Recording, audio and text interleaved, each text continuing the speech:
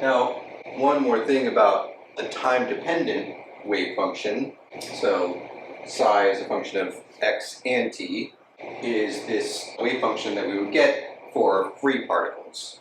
Free meaning that there's no forces acting on these particles, or another way of saying that is that this particle is in a space where there's no potentials, like electric potentials or gravitational potentials or anything like that. If we think about the wave function in this free space, we can go back to our analogy with the electric field, or the electric field component of an electromagnetic wave in free space. Because what we're going to get to at some point here is the equation, the wave equation that gives us the wave function. That turns out to be what's called Schrödinger's equation. We'll get to that. We don't quite have that yet, but it's going to be something like a wave equation. So remember that we got the electric field component from the solution to Maxwell's equations in free space. Went through a lot of work to eventually get to this wave equation having to do with the electric field. So it had to do with position derivatives, time derivatives, and the solution to that wave equation was basically this, or at least one solution to that was this cosine function. Right? It's a function of position and time. A more general solution to that is actually a complex function with cosine and sine involved, but still with this x and t and the wave number and the angular frequency omega. So this is like the general solution. And we can just say that our general solution for our free particle, the wave function for this free particle, just take it as the most general sort of wave that we could. There we go, that's the wave. And recall that this solution, it's the general form of this is a wave, what we call a plane wave technically, transverse wave, traveling in the positive direction. And don't worry too much about the forms of these functions. Just want to show you a little bit about a time-dependent wave function before we kind of stop talking about time as part of it and just think about some simpler ones that are just dependent on position, like x. And this might even be more than you need, but it's a pretty neat sort of relationship, mathematical relationship, and it allows us to write the form of a wave in a very compact way. Right? So this was our general traveling wave, or our plane wave traveling in the positive x direction. Looks like that. And these are the general wave relations that relate k and omega to the wavelength and the frequency. If you've ever seen this thing before, this mathematical formula called Euler's formula allows us to rewrite this sine and cosine addition, this real cosine, imaginary sine, as an exponential. So we can take this general sine cosine formula and compact it all into this imaginary exponential like that. And then if you want to be even more compact, take that kx minus omega t, just write that as phi, then this is in fact a way of writing a function that is describing a wave traveling in the positive x direction. And in fact, if it was just e to the minus I phi, we would be describing a wave traveling in the minus x direction. And then just to remind you also about some of the wave relations we got due to the quantization of energy. Yeah, so again, it might be more than you need. Don't panic. I don't expect you to really have followed quite what I was saying here, but also want to take the opportunity again to remind you of these wave relations, because we're going to be using some of this information and how the wave number is related to the momentum here in order to kind of motivate where Schrödinger's equation comes from. And then the final thing, just before we get to Schrödinger's equation, is having to do with what's called the expectation value of, say, position, as shown here. Could also be the expectation value of energy or momentum. And it's basically a concept taken from mathematics of probability and statistics, where this expectation value, it's the value you would expect to get from a very large number of trials. So if you have a probability density, or in statistics to go a probability density function, and you want to say what's the likely position given this probability density function, this is how you do it. You multiply x by the probability density and you integrate over all x, and that will give you the expectation value for the position.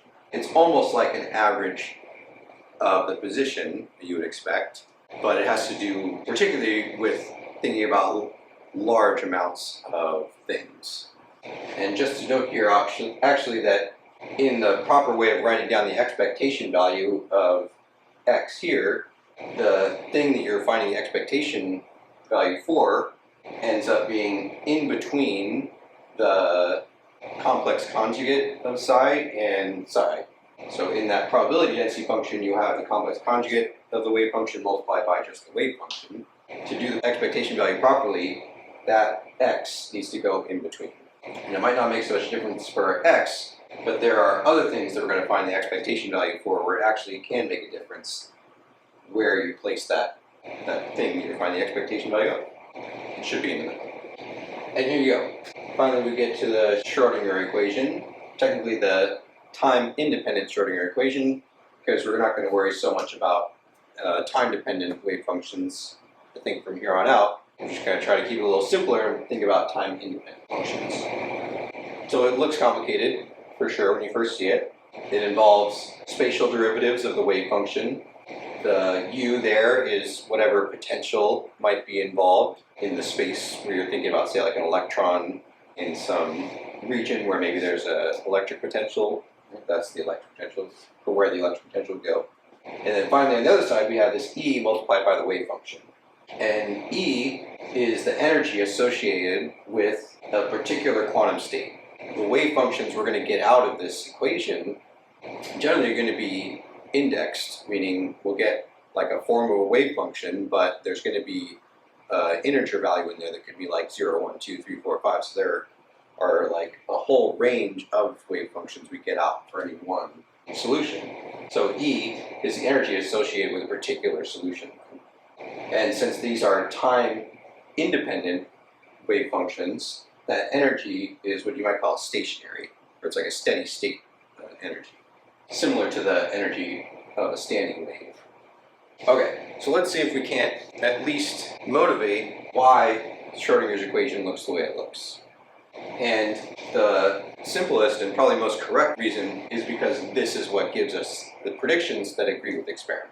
That's probably the most correct answer. I'm going to give you a sort of an explanation from an energy perspective of why you might think, okay, that makes some sense at least. So we're going to start out by thinking about the energy of an object. So in general, the energy of an object is its kinetic energy plus its potential energy. That together is the total energy of the object. You hopefully recall, I can write an object's kinetic energy as the square of its momentum divided by twice the mass of that object. Okay, so now this is where we go back to those quantum mechanical relations, or those quantization relations, in that the momentum of a quantum object is related to its wave number by h bar, or Planck's constant, divided by 2 pi. So if I replace p, I'm going to get h bar squared k squared over 2m plus the potential is the total energy of the object. Right? Kinetic energy in terms of k and potential energy. Now we kind of need a wave function to think about, and so I'm just going to take sort of a known wave function, pretend I know this is a wave function that works. So just sort of taking this as a known, but hopefully it doesn't look too odd, right? It's a oscillating thing. Amplitude, a cosine, has this wave number, and then look at maybe, say, the first derivative of this wave function, or this wave function. Looks like minus k times a times the sine of kx. If I look at, say, the second derivative, I get, well, still the minus, I get another factor of k and sine of kx. And if I, derivative of sine, be that cosine. So if I look back at the original wave function I started with, I can see that this is actually minus k squared times that original wave function. And now I want to relate this back to my kinetic energy term in a way. And I can do that if I think about sort of multiplying all this result here by minus h bar squared over 2m, then what do I get? Minus h bar squared over 2m times the second derivative of the wave function is, well, the minuses cancel here, h bar squared 2k, or k squared over 2m times psi. Now, this coefficient for psi is the kinetic energy I have here. So then I can kind of bring all of this together if I multiply this total energy relation by psi. So what am I going to get? I'll get h bar squared, k squared, 2m, and now multiplied by psi. I get the potential energy, also multiplied by psi, and the total energy, now multiplied by psi. But from this work I did with our known wave function, I can now replace this term. This was sort of the kinetic energy term to be minus h bar squared over 2m. I'm going to write out the derivatives here, not just the primes. It means the same thing, but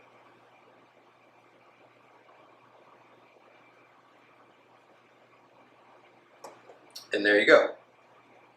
Well, I didn't write that they're functions of x's, but the psi and the potential could be functions of x. And that's Schrödinger's equation.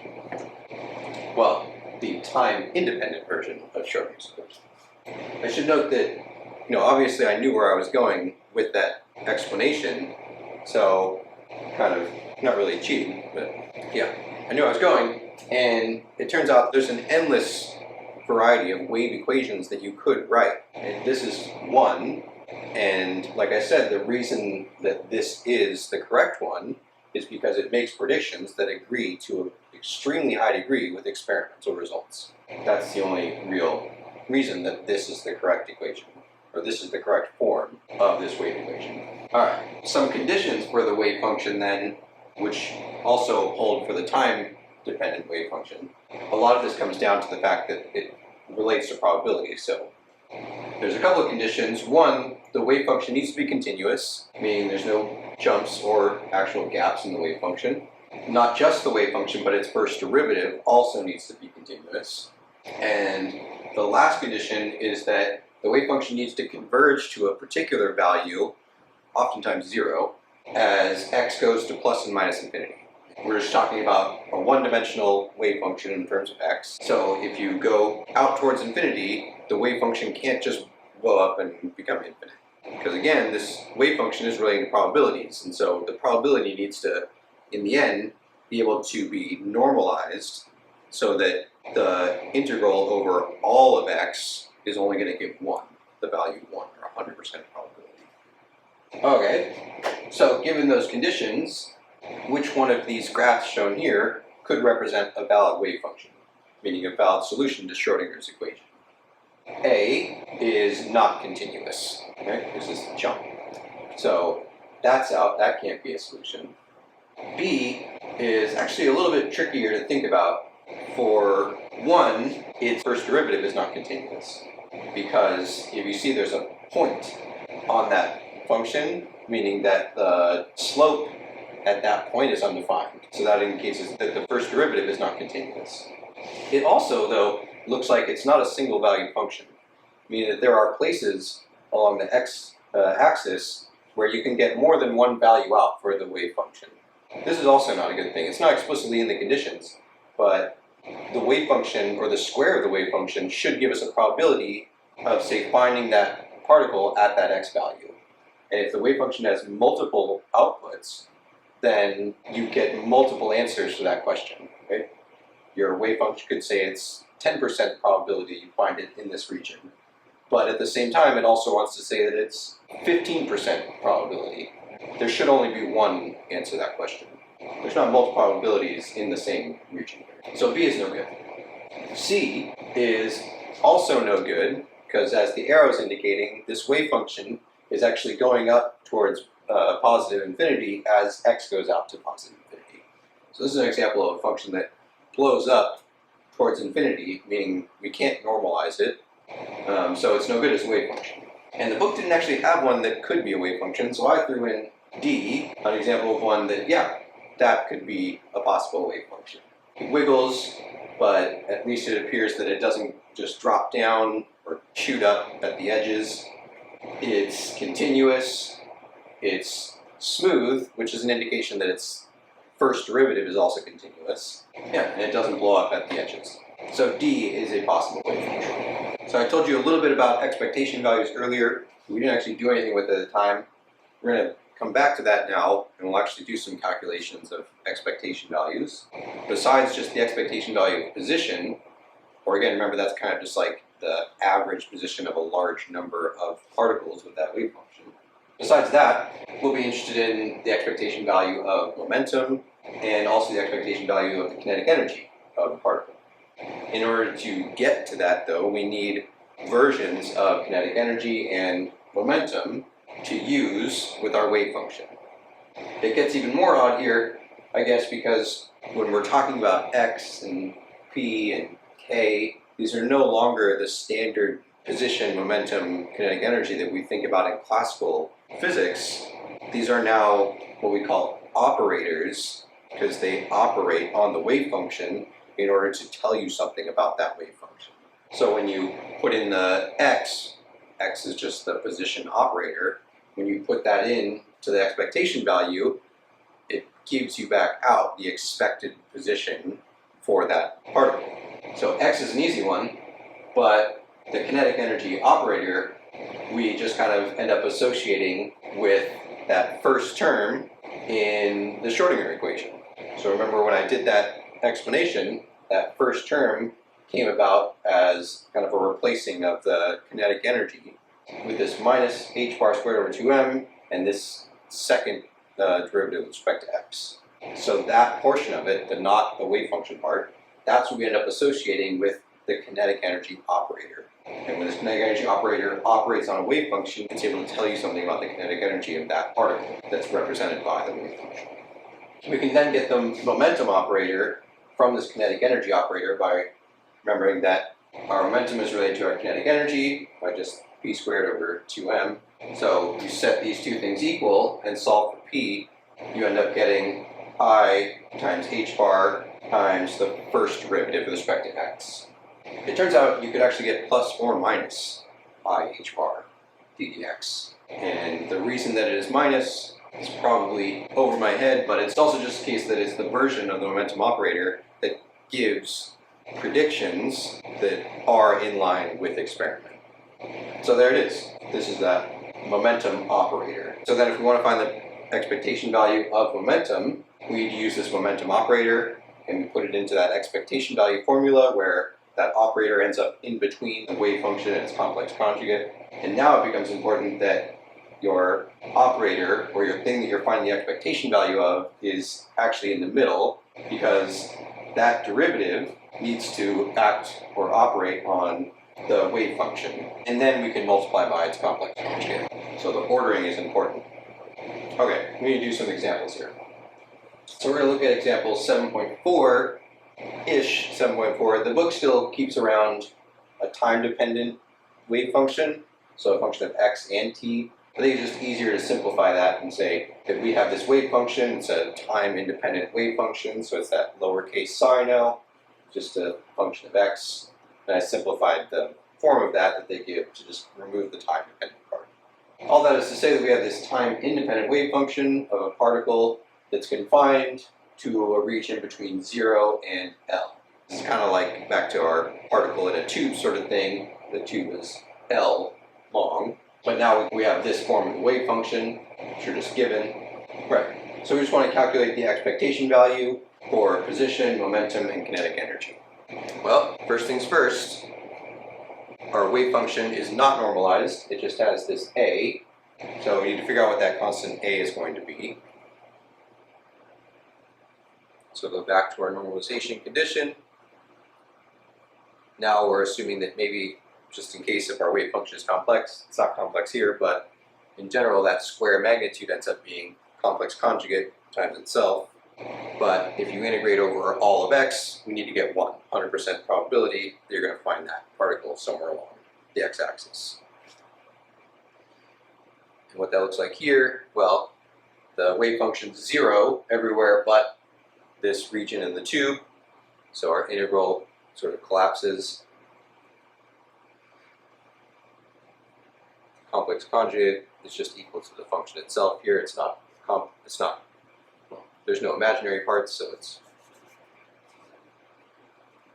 So if we do psi star psi, or the magnitude squared, you would get this. And like I said, this square of a trig of a sine or a cosine comes up a good bit in this chapter. We already sort of saw that. You do the use the trig identity, do a u sub. You could probably do that yourself, but this is what we end up with. The integral ends up being L over 2, and we just have the a squared hanging around there. Remember, that's equal to 1. So this is telling us that a looks like root 2 over L. Okay, so now we have our normalized wave function. We can go ahead with trying to find expectation value for position, momentum, and kinetic energy. All right, I haven't had to do this before, but there are some fairly long calculations in this chapter, so I'm going to try the big whiteboard here. Really hope you can see clearly what I'm going to write. Try to write fairly big. If not, I'm going to be kicking myself later. Okay, so we got our normalized time-independent wave function.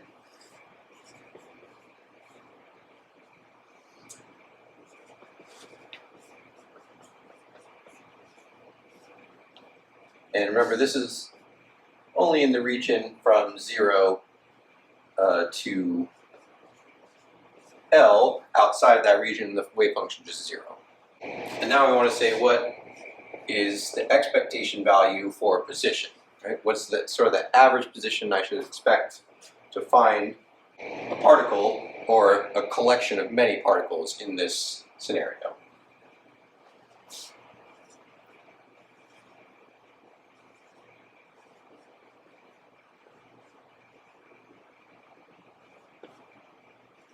So that's how we do our expectation value for position. Sort of sandwich the position operator, x, in between the psi and its complex conjugate. What does that look like? So we're going to get, again, psi is a real value function here, so the complex conjugate doesn't really do much. So we're going to end up getting this amplitude squared 2 over L. And that's a constant, so take that out of the integral.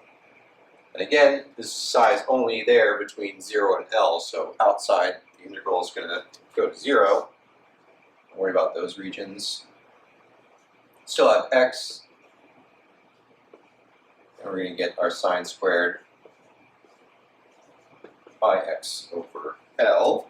This integral is a little bit trickier than the last ones, but you can replace this sine squared using our trig identity, same trig identities as before, 1/2 of 1 minus cosine of twice this value, and then you end up with x. The difficult integral is x times a cosine of something. That integral can be done using integration by parts.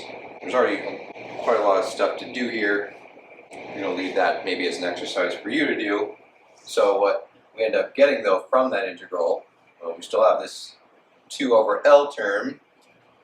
This whole integral ends up giving L squared over 4. So in the end, expectation value for the position is L over 2. It's the middle of the tube. If you got a collection of many, many, many particles with this wave function, this is where you expect to find those, in the middle of the tube. Right. What about the expectation value for momentum? Well, this is how we do expectation value. But now we need to use our momentum operator.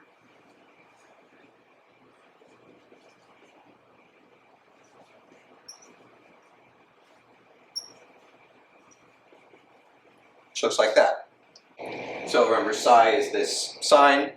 So when we do this derivative of psi, it's going to give us, well, a cosine, right? And then also multiplied by the other constants multiplying x in here. So pi over L times this cosine. So instead of writing this root 2 over L, I'll go back to just writing it as A, and I can replace that later if I need to. Just simplify all this a little bit, because this psi star looks like A sine x over L. We have this minus I h bar A from psi itself, and then pi over L from the derivative.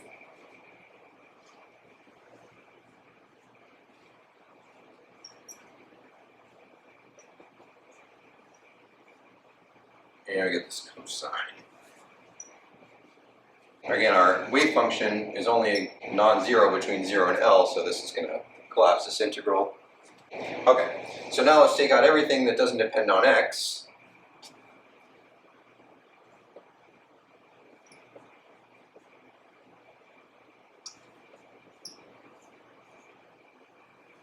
I think I got all of it. And what's left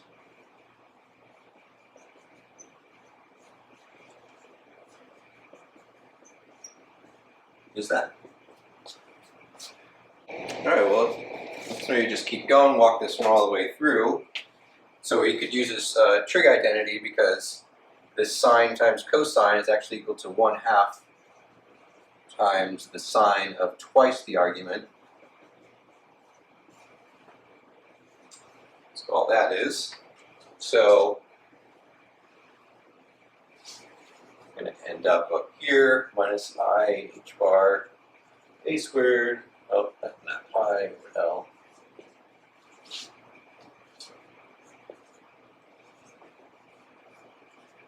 To pi x over L dx.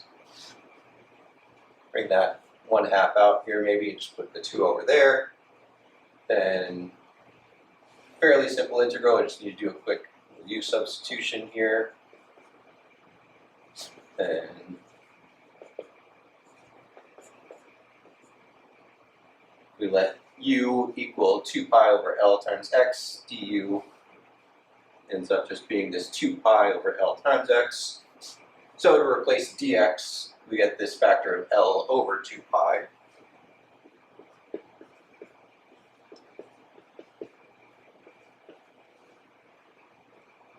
Which I'll bring outside. The bounds have changed because I changed variables, but sine of u. And when you integrate, the integral of sine is minus cosine u. Still need to evaluate, so let's go back to the original variable, minus cosine 2 pi over L times x, and we're evaluating from 0 to L. That means we're saying minus cosine or cosine of 2 pi minus cosine of 0. So 1 minus 1. All of that work, this actually goes to 0, meaning the entire thing goes to 0, meaning that the expectation value for momentum for this wave function is 0. So maybe not so satisfying, but what that's saying is that the expectation value of the overall momentum of like a large amount of particles is 0. So the momentum of any particle with this wave function may be fairly evenly spread out or fairly random, but if you look at sort of the average-ish or the expectation value of those the momentum of a large collection of them, they all sort of even out or they cancel each other out, and we just get 0. Okay, so momentum, expectation value, 0. What about the last thing was kinetic energy? So what's the expectation value of the kinetic energy for a particle with this wave function?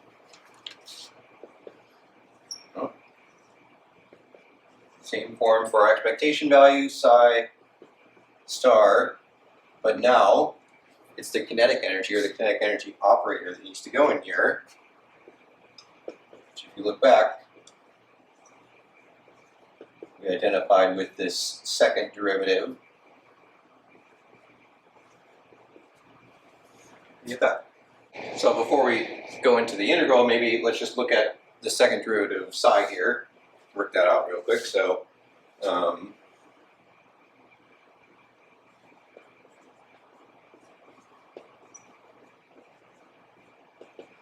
well, the first derivative, again, I'm just going to write this as a, is going to give us this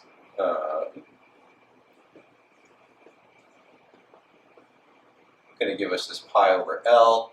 The sine is going to become a cosine. Then the second derivative, a is still there, we're going to get another factor of this pi over L, so pi over L squared. Derivative of cosine is minus sine.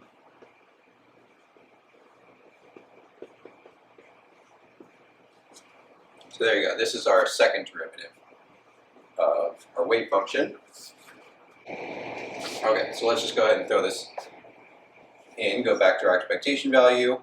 Again, the integral is only non-zero between x equals 0 and x equals L.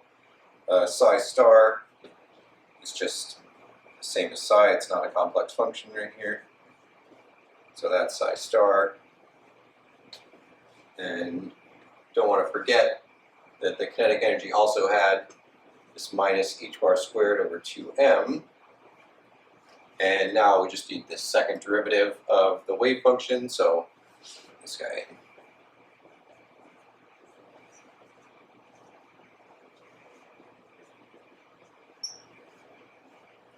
All of that with dx.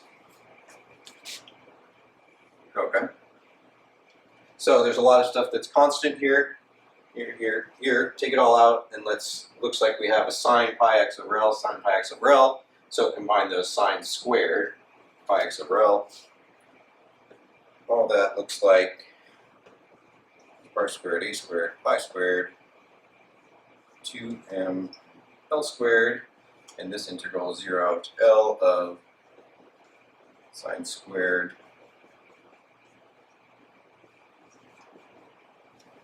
Again, you can use trig identity to replace this with 1 minus cosine of twice this over 2.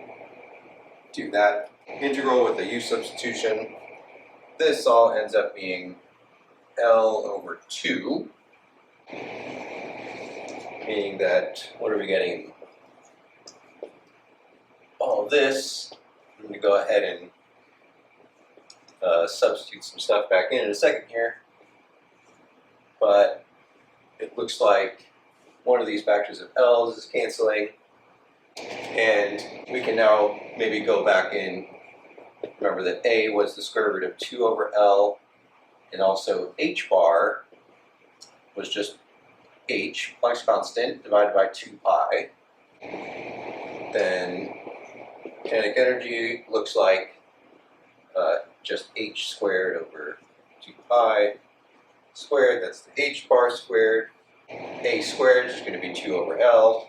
Then we still had a pi squared, and at 2m over L, and this one other factor of 1/2, still from that L over 2. It looks like all these pi's are canceling. One of these factors of 2 is canceling. So on the top, we just left with Planck's constant squared.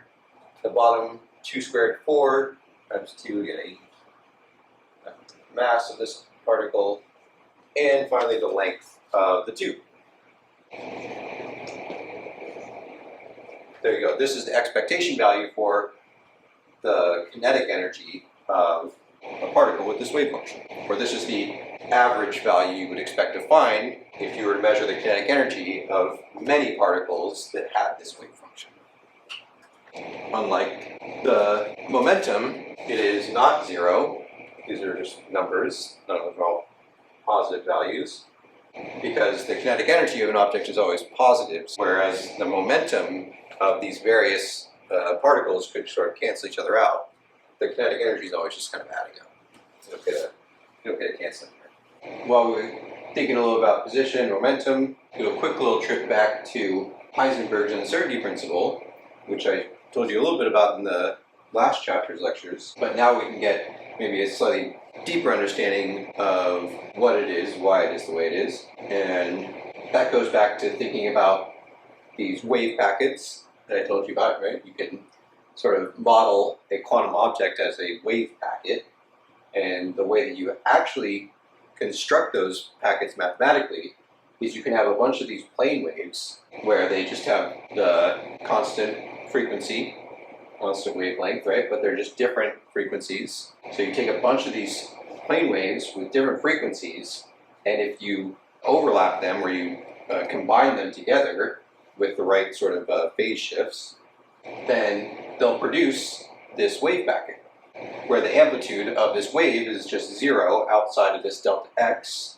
and it varies within there, right? So bigger, smaller, and nothing outside. But again, the way that you do that is you add many different waves together. You add many of these different frequencies together. So you can think about these standing waves as like the wave function, right? We've dealt with a couple of times where it's just like a trigonomic function, this oscillating sine or cosine function, with many different k's here. K is related to the wavelength, many different wavelengths. But the kicker then is that k, remember from our quantized wave relations, k is proportional to the momentum of a quantum object. Momentum is just equal to h bar times k. So if you're combining many different waves here, all with different k values, that means that you're putting together waves with many different momentums. So in the end, this thing that you have is going to have this spread of momentum depending on how many different waves you used in order to construct this wave packet. And the more waves that you use, the smaller that you can confine this wave packet. But the more waves you're using, the more spread there is in the momentum. That's another way of looking at why Heisenberg's uncertainty principle is the way it is, at least for position and momentum. It's to say that the uncertainty in position multiplied by the uncertainty of momentum can only be a certain minimum value or greater than that. And that happens to be h bar over 2, or 1/2 h bar. So yeah, like I could go back and I could pull out a bunch of those wavelengths, a bunch of those frequencies, so remove some of the uncertainty in the momentum. But when I do that, the wave packet now ends up spreading out. So there's this interplay between, decreasing the uncertainty of momentum and increasing the position uncertainty, or vice versa. Before we go back to Schrödinger's equation and working out some more wave functions, just do an example with this uncertainty principle. Now that maybe have a little bit better understanding why it is the way it is. In this example, we'll say, determine the minimum uncertainties in the positions of the following objects if their speed is known to within a precision of 10 to the minus third meters per second. So the two objects are going to be an electron and a bowling ball with a mass of 6 kilograms. So again, the uncertainty principle is an inequality, but that means that the minimum is essentially when they are equal, the two sides are equal. So this side could be greater than this, but the minimum it's going to be is equal to that. And to note also that the uncertainty in the momentum, as we're assuming that the mass of the object is known exactly, the uncertainty in the momentum comes from basically the uncertainty in the velocity. So for A, that's going to end up looking like the mass of the electron multiplied by that uncertainty in the velocity that we were given. So that ends up being 9.11 times 10 to the minus 34 kilogram meters per second, units of momentum. Which means we solve for the uncertainty in the position from Heisenberg's uncertainty principle. That looks like h bar over 2 times the uncertainty in the momentum. So this then looks like well, I'm going to write this was h bar is h over 2 pi. So h is 6.66 times 10 to the minus 34 joules seconds, 2 pi, another 2, and then that momentum uncertainty here.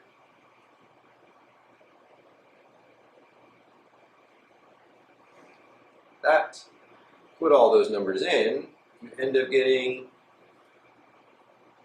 0.0579 meters, or about 5.8 centimeters, which, given how small an electron is, like that's a pretty big uncertainty, just like a macroscopic size.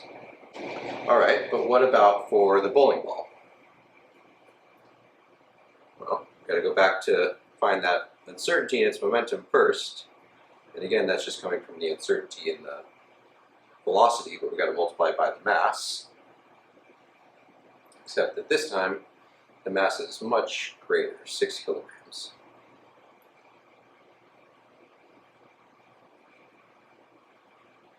So 6 times 10 to the minus 3 kilogram meters per second. Meaning that the uncertainty in the position, or the minimum uncertainty in position,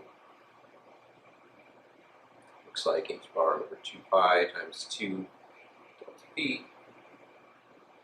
Well, these numbers in, we get 8.8 times 10 to the minus 33 meters. Very, very tiny amount of position.